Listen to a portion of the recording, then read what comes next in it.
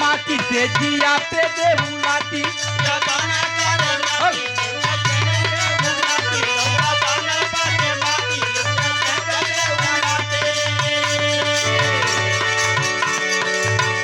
चार चार करे पाटी सातो मरद हवे खाती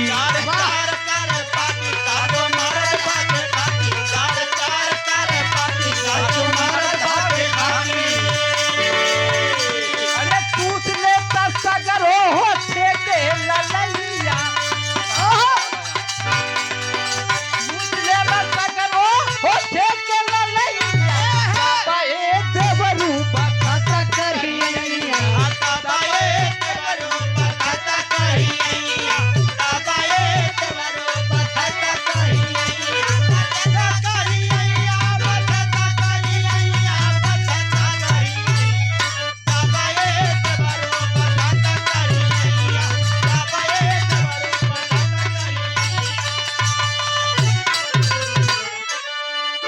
हमारे मास्टर साहब बहुत अच्छा हुआ, बहुत राजा आदमी हुआ, ये गायत्री परिवार से जुड़ल हुआ।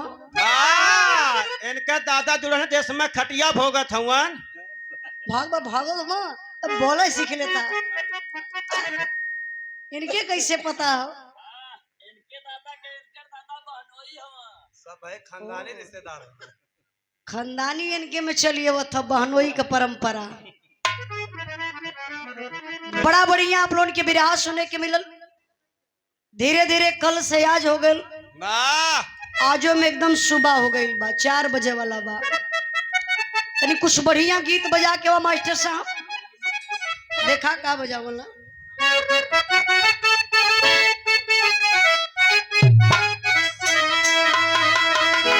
बजा के माहौल बना के वो कुछ भी बजा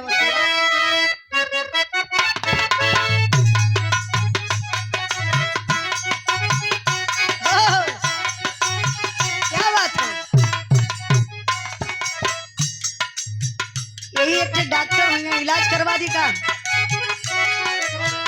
इंद्राज भाई।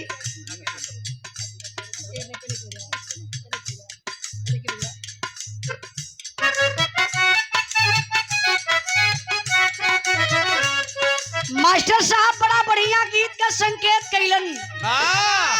कोनो मेहरारू अपने मर्द से बड़ा प्यार करत रहल, तो जितना वो मेहरारू प्यार करे उससे ज्यादा वो मर्द अपने मेहरारू से प्यार करत रहल। मास्टर साहब देखा प्यार होखे के चाहिए, हम ये कहिला कि प्यार होखे के चाहिए। आप लोगों से पूछल भी चाहत बनी कि के अपने मेहरारू से प्यार करेला, वो हाथ उठा देते नहीं तो हम जान जाई कि लोग प्यार करल अपने मेहरारू से। 2 3 नहीं अभिजीत 3 एक भैया यूट्यूब पर वाला 4 इनके लेके 5 जने 5 जने ही मेहरारू से अपने मेहरारू से लोग प्यार करेला। इंद्राज भाई बाकी के मेहरारू के लोगन से दूसर कोई प्यार कराला तब ना उठौला हथवा लोग, यही सथवा ना उठावत।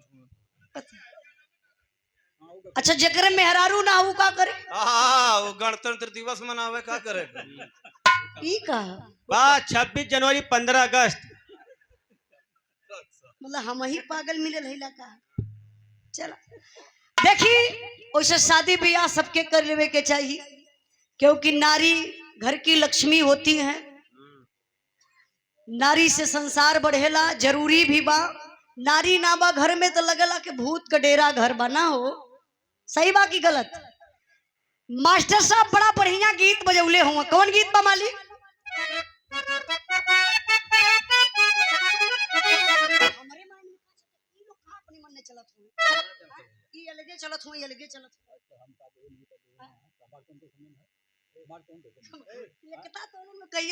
समझ में ना आवत हो। नींद ना भैया दारू और मिले तो लेवा देता डॉक्टर साहब। 1 मिनट रुक जा। ए भैया डॉक्टर साहब दारू और हो को पैक पिंटू भैया को पैक हो।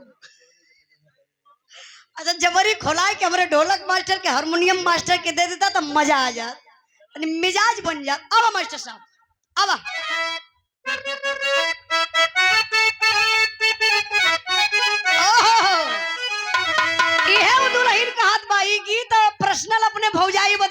बनी, सही बात बनी। ननद आई तनी मजाक करत है जब कब्बे से हाथ उठाओ तलू है।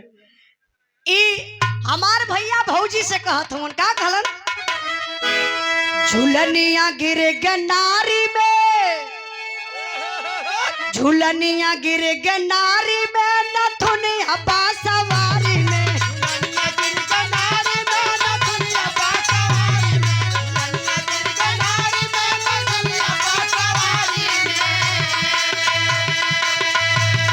झुलनिया गिर गनारी में,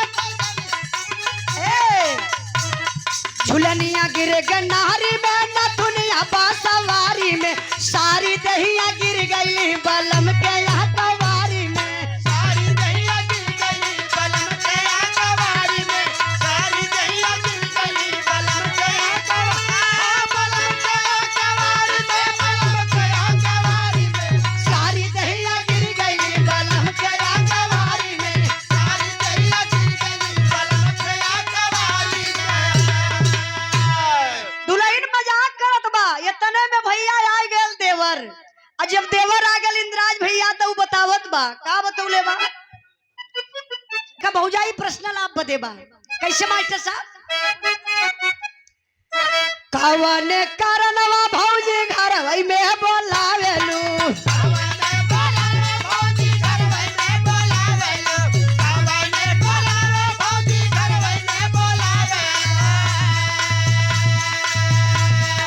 कवन कारणवा भौजी घर वही में बोलावेलू, कारणवा कौन है कारणवा कौन बंद कर देलू के वाड़िया, कारणवा कौन ना बंद कर देलू के वाड़िया,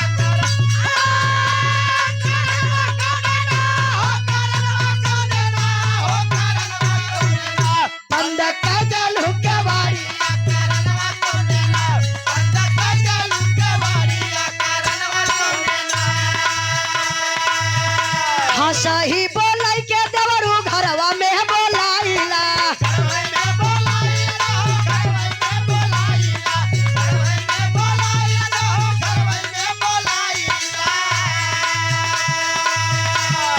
हाँ सही बोलाई के देवरू घरवा में बोलाइला, खेलाई हो खातिर हाय खेलाई हो खातिर बंद कर देली के वाड़िया, खेलाई हो खातिर ना बंद कर देली के वाड़िया, खेलाई हो खातिर ना बंद कर देली के वाड़िया, खेलाई हो खातिर ना। देखिए हमरे आइला